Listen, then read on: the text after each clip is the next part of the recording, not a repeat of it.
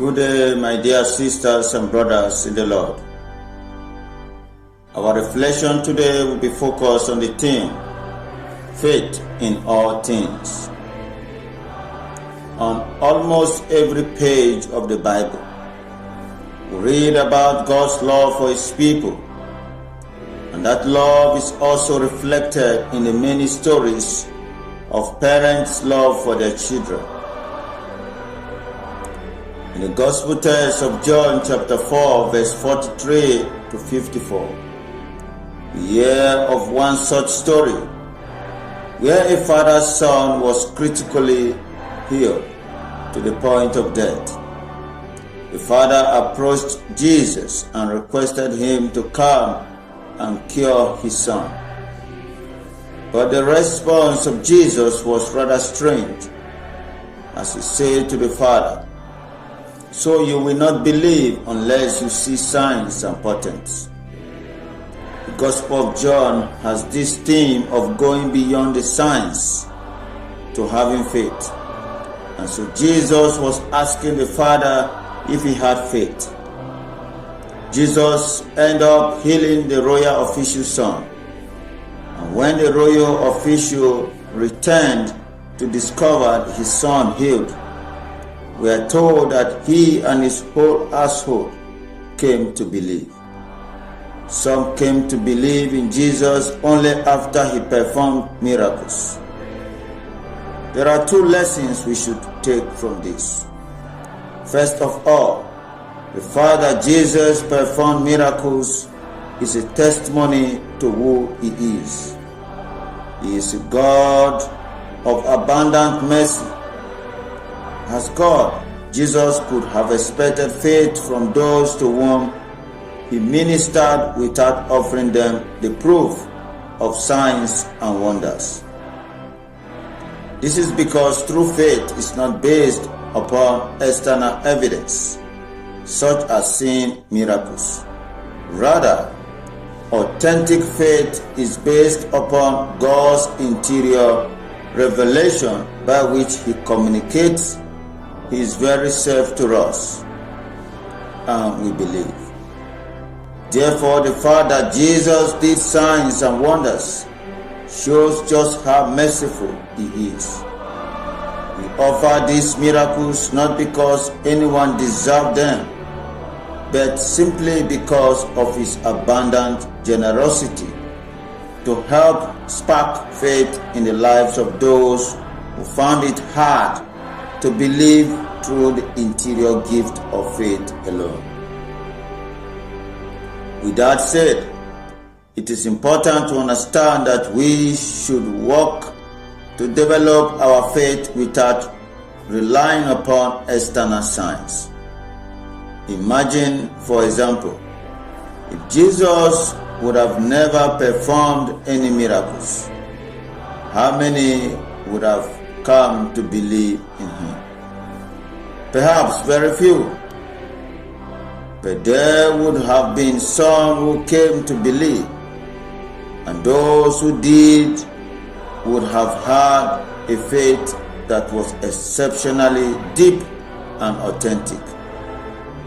Imagine, for example, if this royal official did not receive a miracle for his son, but however chose to believe in Jesus anyway through the transforming interior gift of faith. In each one of our lives, it is essential that we work to develop our faith, even if God does not seem to act in powerful and evident ways. In fact, the deepest form of faith is born in our lives when we choose to love God and serve Him even when things are very difficult. Faith in the midst of difficulty is a sign of very authentic faith. In our prayers, we often tell God how we want our prayers to be answered. But we must believe that God has heard our prayers and we answer them in His own way. It takes faith to believe that God will answer our prayer.